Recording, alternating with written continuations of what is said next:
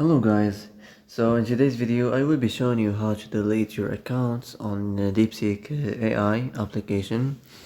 So first of all, enter the application. As you see, you are on the chats.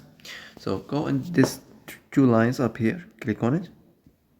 Now you will find your account or your profile account in the bottom. So click on it. And here, as you see, you are on the profile section or the settings. So in the bottom section you will find delete account, so click on it. So if you want to confirm delete account, you must read this and click delete, and that's it. That's how to delete your account easy and quickly. So that's it for today's video. I hope this is the answer you've been looking for.